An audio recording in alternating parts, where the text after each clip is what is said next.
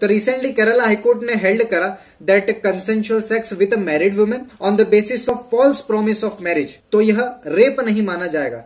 क्यों? Because such promise is not enforceable under the law. In short Kerala high court का कहना यह है कि अगर कंसेंशुअल सेक्सुअल रिलेशनशिप होती है तो उसे हम रेप नहीं कहेंगे, वो रेप में नहीं आएगा। सेक्शन 376 अट्रैक्ट नहीं होगा जो कि रेप से डील करता है। तो हुआ क्या केस, आखिरकार क्यों ऐसे डिसीजन आए सामने?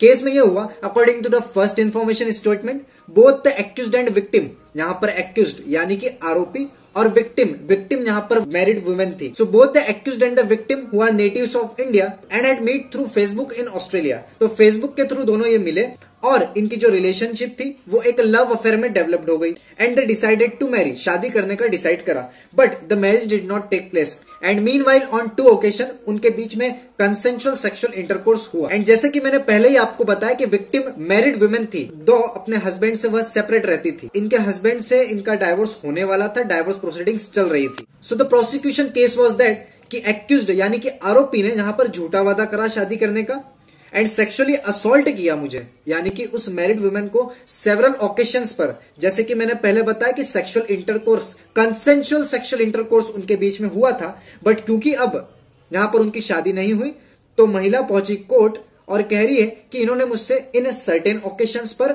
सेक्सुअल असॉल्ट किया था। मतलब उसी कंसेंशुअल सेक्सुअल इंटरकोर्स को इन्होंने सेक्सुअल असॉल्ट में कन्वर्ट कर दिया and thereby committed the offence of rape. अब कोर्ट ने यहां पर नोट करा that the court noted that it was evident from the first information statement, कि जैसे कि हमने फर्स्ट इंफॉर्मेशन स्टेटमेंट देखा और उसमें हमने जाना कि आपने ये बोल रखा है कि हमारे बीच में जो सेक्सुअल इंटरकोर्स ओकेशंस में हुए थे वो कंसेंशुअल नेचर के थे, तो it would not constitute an offence of rape under section 376 of IP. तो यह रेप में काउंट नहीं, तो इसे हम रेप नहीं कहेंगे। Coles also said that it is settled that if a woman retracts his promise to marry a woman, a consensual sex they had would not constitute an offense of rape under section 376 of IPC unless it is established that consent of such sexual act was obtained by him by giving false promise of marriage with no intention of being adhered to and that promise made was false to his knowledge। Court ने यहां पर यह note करा कि जो section 376 of IPC है, उस section के जो बेसिक इंग्रेडिएंट्स है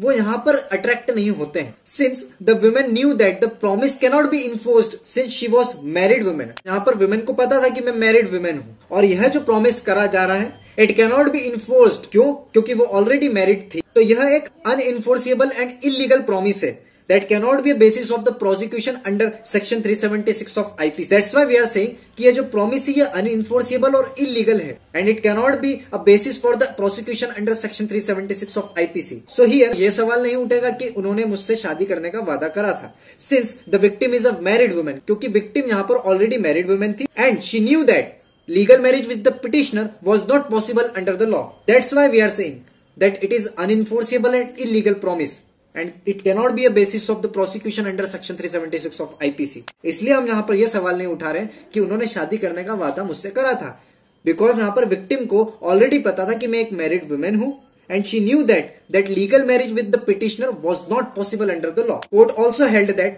there was nothing on record to attract the ingredients of section 417 and 493 of IPC। आरोपी पर सेक्शन 417 भी लगी थी जो कि चीटिंग से डील करती है एंड ऑल्सो सेक्शन 493 भी लगा था जो कि cohabitation caused by a man deceitfully inducing a belief for lawful marriage से डील करता है। क्योंकि हमने देख ही लिया कि वो मैरिड वुमेन थी और उसे पता था कि लीगल मैरिज मतलब लॉ के अंडर यह मैरिज नहीं हो सकती है क्योंकि वो ऑलरेडी एक मैरिड वुमेन थी and that's why we are not arising a question कि इन्होंने मुझसे शादी करने का वादा करा था और देखो इन्होंने तोड़ दिया। देयरफॉर कोर्ट ने यहां पर इस केस को क्वेश्चन करा against the accused on the ground that a man's promise, किस ग्राउंड पर? That a man's promise to marry an already a married woman would not attract provision of rape under 376। इससे हमें यह पता चला already कुछ महीने पहले भी सुप्रीम कोर्ट ने भी जजमेंट्स दे रखे हैं कि अगर कंसेंशुअल सेक्सुअल रिलेशनशिप हुई है तो वहां पर रेप नहीं कहलाएंगे। देखिए सेक्शन 375 से लेकर 377 ऑफ आईपीसी डील करते हैं सेक्सुअल ऑफेंसेस से। यहां पर रेप की बात करी जाती है और पनिशमेंट बताई गई है और कंसेंट के बारे में भी दोहराया है, क्योंकि हम कह रहे हैं कि कंसेंशुअल सेक्सुअल रिलेशनशिप हुई है तो वह रेप नहीं कहलाएगा। बट यहां पर यह कहा है कि कंसेंट ली किस तरीके से गई है, कंसेंट ऑब्टेन कैसे करी गई है। If the consent obtain bye threat और कर्शन और under intoxication, so it cannot be considered consent।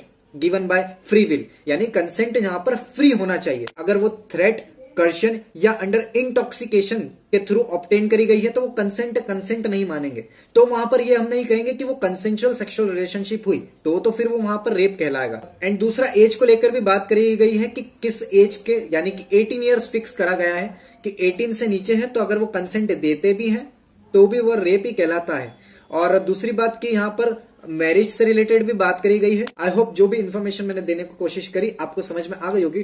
Till that, तो मैं हूं पद्मनाभ शर्मा, इंस्टाग्राम पर आप मुझे फॉलो कर सकते हैं, लिंक डिस्क्रिप्शन पर है। मिलते हैं किसी नेक्स्ट टॉपिक में किसी इंटरेस्टिंग वीडियो के साथ, तब तक के लिए जय हिंद, जय भारत।